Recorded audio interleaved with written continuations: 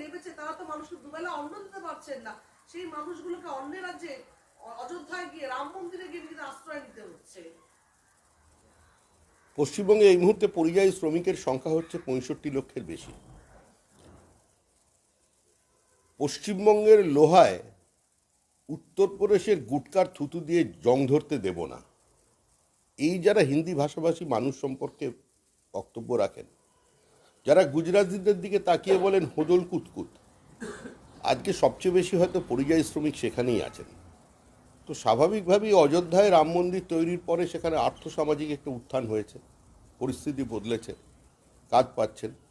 যেখানেই যত নির্মীয়মান বাড়ি ভেঙে পড়ছে দুর্ঘটনায়, যদি ভাঙে তার তলায় কিন্তু ওই মুর্শিদাবাদের সংখ্যালঘু শ্রমিকদের পাওয়া যাচ্ছে, টানেলের মধ্যেও বাংলা।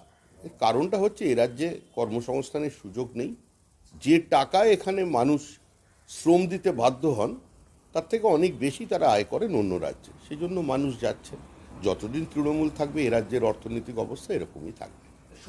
শহীদ মাতঙ্গিনী হাজরার মূর্তির নিচে যে চাকরি প্রার্থীরা আন্দোলন করছিলেন, চাকরির দাবিতে অবস্থান করছিলেন, তাদের এখনো পর্যন্ত 500 দিন অতিবাহিত হলো, সেভাবেই রাজ্যে চাকরির কোনো সন্ধান নেই, সরকারের তরফ থেকে মুখে কুলুপ, 500 দিন অতিবাহিত। আপনাদের দৃষ্টিভঙ্গি? এই সরকারের কাছ থেকে এরকম মানবিক মুখ প্রত্যাশা করাটাই তো মূর্খামি। আন্দোলন চলছে, প্রতারিত মেধা নিয়ে যাদের আন্দোলন করার, তারা বিভিন্নভাবে বিভিন্ন পন্থায় বিভিন্ন রূপে তাদের প্রতিবাদটুকু রেজিস্টার করছেন। কিন্তু এই সরকার তো বিক্রি করে দিয়েছে চাকরিটা, যাদের চাকরি বিক্রি করেছে তাদের তো আর বাদ দিয়ে দিলে এখনই তো গণবিস্ফোরণ হয়ে যাবে। তো সেই জন্য ভয় পাচ্ছেন, তারা আন্দোলন করছেন, তাদের প্রতি আমরা সলিডারিটি এক্সপ্রেস করেছি, কিন্তু আমরা মনে করি না যে এই সরকার এই সমস্যার সমাধান করতে পারবে।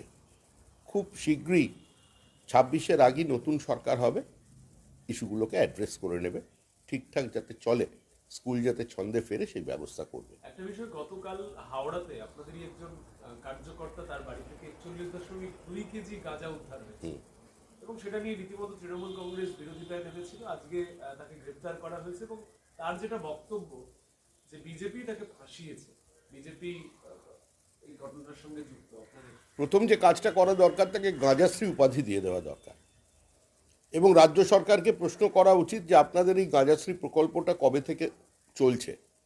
কারণ এই মুহূর্তে পশ্চিমবঙ্গের বিভিন্ন জায়গায় গাঁজার মামলায় যত মানুষ ধরা আছে বা জেলে বন্দি আছেন, তার যা যোগফল সেটা যদি দেখা যায় তাহলে দেখা যাবে ভারতবর্ষের মধ্যে সর্বাধিক গাঁজার চাষ হচ্ছে পশ্চিমবঙ্গে। তো এই সরকার কি ওদের এরকম গাঁজাশ্রী কোনো প্রকল্প নিয়েছে? থাকলে ঘোষণা করুক, বা কোনো অনুদান পাচ্ছেন গাঁজা চাষিরা যার জন্য এত গাঁজা পশ্চিমবঙ্গে তৈরি হচ্ছে। এখন দলের পক্ষ থেকে কি হয়েছে ঠিক আমার বিষয়টি জানা নেই। 41 কেজি গাঁজা পাওয়ার পরে যদি কেউ বলেন দল তাকে ফাঁসিয়ে দিয়েছে, তাহলে বিজেপি সঠিক কাজই করেছে। কিন্তু কি করে এরকম একজন লোক দলের প্রতিনিধি, নির্বাচিত জনপ্রতিনিধি হয়ে গেল সেই পরিবারের, সেটা নিঃসন্দেহে বিচ্যুতি। দল বিষয়টি দেখবে, তবে বিষয়টি সম্পর্কে সম্যক ধারণা আমার নেই। সাংগঠনিক স্তর থেকে আমি সেরকম কোনো ইনফরমেশন এখনো সঠিক আমার কাছে নেই। সমিতি এসএসসি নিয়োগ দুর্নীতিতে বিস্ফোরক তথ্য, এবার ভুতুড়ে চাকরির হদিশ দিল খোদ এসএসসি।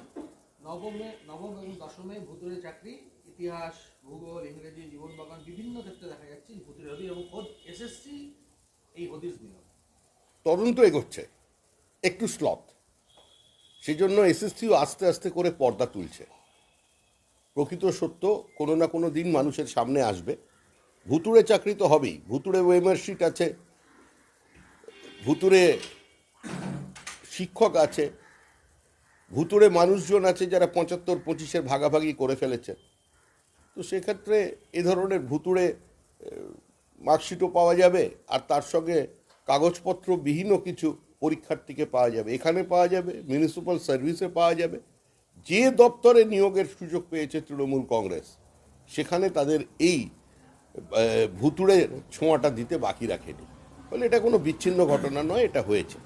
কয়েকদিন আগেই আপনাদের দক্ষিণ কলকাতা সাংগঠনিক জেলার তরফ থেকে একটি মিছিল, পদযাত্রা হয়েছিল, যাতে বিরোধী দলনেতা অংশ নিয়েছিলেন। আজকে তার পাল্টা মিছিল দেখা গেল তৃণমূলের তরফ থেকে। কুণাল ঘোষ তার নেতৃত্বে চলছে মিছিল। চলুক, এ তো আনন্দের কথা। শীতের বিকেলে নেমে পড়েছেন, হাঁটবেন, মুখে নরেন্দ্র মোদীর নাম করবেন। মোদী মানেই উষ্ণতা। মোদীর বিরুদ্ধে স্লোগান দিলে একটু শরীরটাও ঘামবে, মেদও ঝরার সম্ভাবনা আছে, যেটা হবে সদর্থক দিক। মোদী হচ্ছেন পজিটিভিটির সবচেয়ে বড় উদাহরণ পশ্চিমবঙ্গের মানুষের কাছে। এটা হলো সন্দেশখালীর মূল চক্রী, নেপথ্য নায়ক যাকে বলা হচ্ছে শেখ শাহজাহান, তিনি এখনো অধরা। দীর্ঘ কয়েক দিন কেটে গেল, ইডি আক্রান্ত হলো, পুলিশ কর্মীরা আক্রান্ত হলেন, সংবাদ মাধ্যম আক্রান্ত হলো, সংবাদ শিরোনাম হলো, কিন্তু তার কোনো হদিশ নেই। রাজ্যের প্রশাসন কি করছে? রাজ্যের প্রশাসন তাকে আদর আপ্যায়ন করে তার নিজের স্থানে বসিয়ে রেখে দিয়েছে। রাজ্যের প্রশাসন যখন মনে করবে যে এবার শেখ শাহজাহানকে সামনে নিয়ে আসা দরকার, তখন নিয়ে আসবে। কলকাতা পুলিশের মতো এত দক্ষ পুলিশ অফিসাররা যেখানে আছেন, যেখানে রাজীব কুমারের মতো একজন দুর্দণ্ড প্রতাপ ডিজি আছেন, যার প্রতিভা এবং যার তথ্য সংগ্রহ করবার ক্ষমতা প্রশ্নাতীত, তিনি খুঁজে পাচ্ছেন না শেখ শাহজাহানকে। এটা তো সম্ভব নয়। শেখ শাহজাহানকে বেড়ে মজুরে দেখা গেছে, শেখ শাহজাহানকে ধামাখালিতে দেখা গেছে, শেখ শাহজাহানকে 3 দিন আগে সরবেরিয়াতেও দেখা গেছে। সে তার মতো বিচরণ করছে, আর তার লোকজন এদিক ওদিকে পালিয়ে গেছে। 3 মাস আগে থেকে কিছু ওর নিজের শিষ্যদের জমি টমি কেড়ে নিয়ে তাদের সরিয়ে দিয়েছিল আগে, এখন লোকজন একটু ভয় পেয়ে সরে গেছে। কিন্তু শাহজাহানের জায়গাতেই আছে, পুলিশের আশীর্বাদই আছে। গতকাল থেকে দেখা যাচ্ছে যে তৃণমূলের তরফ থেকে বলা হচ্ছে যে কংগ্রেস বামন হয়ে চাপ ধরার চেষ্টা করছে। অভিষেক বন্দ্যোপাধ্যায় এক্স হ্যান্ডেলে পোস্ট করেছিলেন। আজকে অধীর রঞ্জন চৌধুরী পাল্টা বললেন যে বাংলায় নিজের ক্ষমতাতেই কংগ্রেস লড়াই করছে, লড়াই করবে, লড়াই চালিয়ে যাবে। মোহাম্মদ সেলিম তিনি বলছেন যে অভিষেক বন্দ্যোপাধ্যায় যে মন্তব্য করছেন সেটা আলটিমেটলি নিজেকে সেফ রাখার জন্য আরএসএস এর কাছে মুচলেখা দিয়ে এসছেন, তাই এই মন্তব্য। ইন্ডিয়া জোটের সকলেই এরা শরিক।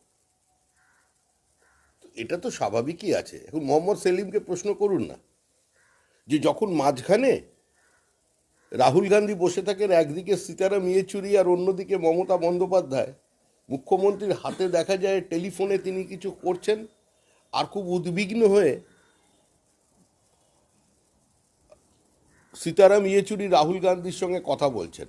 দুজনের দৃষ্টি বিনিময় হয় সীতারাম ইয়েচুরি আর মমতা বন্দ্যোপাধ্যায়ের মধ্যে, মানে চোখে চোখে কথা বলো, মুখে কিছু বলো না। বাংলার মানুষের সঙ্গে এই ছলনা আর কতদিন চলবে? আমরা চাই একটা জোট তৈরি হোক, সুনির্দিষ্টভাবে তৈরি হোক, প্রতিযোগিতা বন্ধ করুন, সেটাই গণতন্ত্রের পক্ষে মঙ্গল। 2000 এখন থেকে যদি চেষ্টা করেন 2029-এ একটা শেপে আসবে। 2024টা তো বেরিয়ে গেছে, কি করা যাবে? সবিতা কল্যাণ বন্দ্যোপাধ্যায় কিছুক্ষণ আগে বলেছে, বিশেষ করে এই হাওড়ায় যে গাঁজাকাণ্ড নিয়ে, সেখানে তিনি বলেছেন যে বিজেপি হচ্ছে নারী পাচারকারী এবং ধর্ষক। কি বলা যাবে বলুন? এগুলো রাজনৈতিক প্রতিক্রিয়া হয় না, রুচিতে বাঁধে। যেখানে শেখ শাহজাহান তিনি অধরা, সেখানে কয়েকদিন আগে শ্রীরামপুর সাংগঠনিক জেলায় মেজর ঋত্বিক পাল ধরা পড়লেন।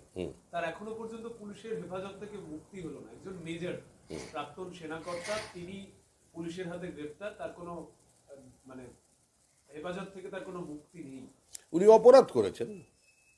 পশ্চিমবঙ্গে রাজতন্ত্র প্রতিষ্ঠা হয়েছে, উনি রাজদ্রোহী। তৃণমূলের একচ্ছত্র একনায়কতন্ত্রের বিরোধিতা করেছেন, স্বৈরাচারের বিরুদ্ধাচারণ করে রাস্তায় নেমেছেন। এটা রাজদ্রোহের শামিল বলে তৃণমূল মনে করে, কারণ তাদের বাংলা সঙ্গীত আছে, তাদের এগিয়ে বাংলা আছে, তাদের বিশ্ব বাংলা আছে, আমার বাংলা আছে। ফলে সে আমার বাংলার শত্রু হিসেবে মনে করেছে, বন্ধ করে রেখেছে। তার বন্ধু শাহজাহান বন্ধুর জায়গায় আছে।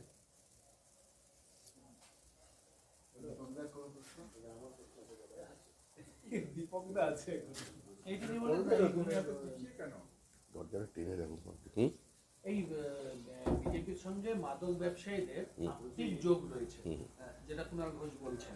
একটু বলছেন যে আক্ষরিক অর্থেই বিজেপি আজ গাঁজাখোর, একদম সাংবাদিক সম্মেলন করে কুণাল ঘোষ বলছেন, এবং মাদক পাচারকারীদের সঙ্গে আর্থিক যোগ রয়েছে। বিজেপিকে এভাবে আক্রমণ করে কার কি লাভ হবে জানি না, তবে এনকুডি বলতে পারি কুণাল ঘোষ স্বচ্ছতার সঙ্গে, সততার সঙ্গে, দৃঢ়তার সঙ্গে এবং দ্রুততার সঙ্গে তৃণমূলের বিনাশটা খুব তাড়াতাড়ি করে দেবেন। আজ থেকে রাহুল গান্ধীর ন্যায় যাত্রা শুরু হলো। আর ন্যায় যাত্রা বাংলাতেও আসবে, বাংলার উপর দিয়ে যাবে। আপনারা কি মনে করেন যে ন্যায়যাত্রার ভোটে কোনো প্রভাব পড়তে পারে? না, ভালোই তো। উনি তো এর আগে ভারত জুড়তে বেরিয়েছিলেন, ভারতটা জোড়াই ছিল, জুড়তে বেরিয়েছেন, তখন দেখা যাচ্ছে বেশি জুড়তে গেলে আঠা নিজের হাতেই লেগে যায়, ফলাফল পেয়ে গেছেন। বাংলায় আসুন, বাংলায় স্বাগত। এই সময় এলে মুর্শিদাবাদের ওপর দিয়ে গেলে খেজুর রস খেতে পারবেন, ভালো। আমাদের এখানে গুড় অত্যন্ত ভালো, ডিনারে গুড় রুটি খাবেন, ভালো লাগবে। শাহজাহানের বাড়িতে ইডির হামলার ঘটনার পরে আরো দুজনকে গ্রেপ্তার করলো নাজির থানার পুলিশ, নিয়ে 4 জন অ্যারেস্ট হলো। কিন্তু শাহজাহান নদিন কেটে গেলেও অধরা রয়ে গেল। অন্যদিকে 24শে জানুয়ারি সন্দেশখালীতে পাল্টা প্রতিবাদ সভা করবে তৃণমূল কংগ্রেস। কার প্রতিবাদ? কিসের প্রতিবাদ? প্রতিবাদ এই কারণেই করবে যে কেন শাহজাহানকে গ্রেপ্তারের দাবি করা হচ্ছে, কেন শাহজাহানের বাড়িতে পুলিশ তদন্ত করতে গিয়েছিল, ইডি তদন্ত করতে গিয়েছিল, এই নিয়েই তো প্রতিবাদ। তো তৃণমূল করতেই পারে। শাহজাহান দলের কর্মসূচি সঠিকভাবে বাস্তবায়িত করছিল, সেটা ইডি বাধাপ্রাপ্ত হয়ে গেছে ইডির কারণে, তার জন্য তারা করবে। কুণাল ঘোষাল যেটা বলেছেন এবং দেবাংশু সেটা একই কথা বলেছে যে সুকান্ত মজুমদার, শুভেন্দু অধিকারী, দিলীপ ঘোষ এদের সঙ্গে ছবি পাওয়া গেছে গাজাকাণ্ডে ধৃত ব্যক্তি। সুতরাং এই গাজাকাণ্ডে ধৃত ব্যক্তির সঙ্গে বিজেপির যে যোগসূত্র রয়েছে সেটা প্রতিষ্ঠিত। নির্বাচিত জনপ্রতিনিধি এর বউ, যোগসূত্র তো আছেই। বিজেপিকে অস্বীকার করেছে নাকি? না, অস্বীকার করবার জন্য বকটুইয়ের মতো নিজের কর্মীর বাড়িতে আগুন লাগিয়ে তাকে জীবন্ত পুড়িয়ে মেরে দিয়েছে। দলের কর্মী পার্টি করতো, তার সঙ্গে নেতাদের ছবি আছে, তো স্বাভাবিক আছে, ছবি আছে, ছবি থাকলে কি করা যাবে? কি করেছে, টিকিট পেয়েছে, কে দিয়েছে, যদি কোনো বিচ্যুতি থাকে দল ব্যবস্থা নেবে, চিহ্নিত করবে। বলছেন, উনি তো বলছেন যে দলই আমাকে ধরিয়ে দিয়েছে, দলের যেটা করার করেছে। কুণাল ঘোষের আরেকটা মন্তব্য হলো যে রাম মন্দির প্রতিষ্ঠা নিয়ে বিজেপি রাজনীতি করছে। আসলে সিপিএম এবং তৃণমূল কংগ্রেসের সঙ্গে একটা প্রতিযোগিতা শুরু হয়ে গেছে, যে কে কতভাবে রামকে কদর্য ভাষায় আক্রমণ করতে পারে, কে রাম মন্দির আন্দোলনকে পৃথিবীর দীর্ঘতম চলা এই আন্দোলনের বিরোধিতা করতে পারেন, ভারতীয় সংস্কৃতি বিরোধিতা করতে পারেন, গীতার বিরোধিতা করতে পারেন, বিবেকানন্দকে গীতা বিরোধী বানাতে পারেন। এর একটা প্রতিযোগিতা। আর সেই প্রতিযোগিতার একটাই কারণ হচ্ছে যে বাংলায় যারা সংখ্যালঘু আছে তারা যেন কাজী নজরুল ইসলামের চোখ দিয়ে রামকে না দেখেন, তারা যেন ওই আরও যারা আছে না টুকরে টুকরে গ্যাংয়ের সদস্য, হাম লোগ কাতিল জিন্দা হ্যায় বলে স্লোগান টোগান দেন, ওদের সঙ্গে যেন এখানকার সংখ্যালঘু মানুষজন সম্পৃক্ত হয়ে যায়। সংখ্যালঘু ভোট ব্যাংকের জন্য এগুলো প্রচেষ্টা মাত্র। কুণাল ঘোষের আরেকটা বক্তব্য যে বিজেপি দলটা হলো আত্মকান্তে চড়ে ভর্তি। দিলীপ ঘোষের সামনে এটি সবচেয়ে বড় কথা যে সেখানে ঝাড়ু নিয়ে তাড়া করে। দিলীপ ঘোষের সামনে এটাই সুযোগ যে শুভেন্দু অধিকারীর পেছনে ঝাড়ু নিয়ে তাড়া করে। দেখুন, কেউ যদি শুভেন্দু আতঙ্কে ভুগতে থাকেন, আমরা কি করতে পারি বলুন তো?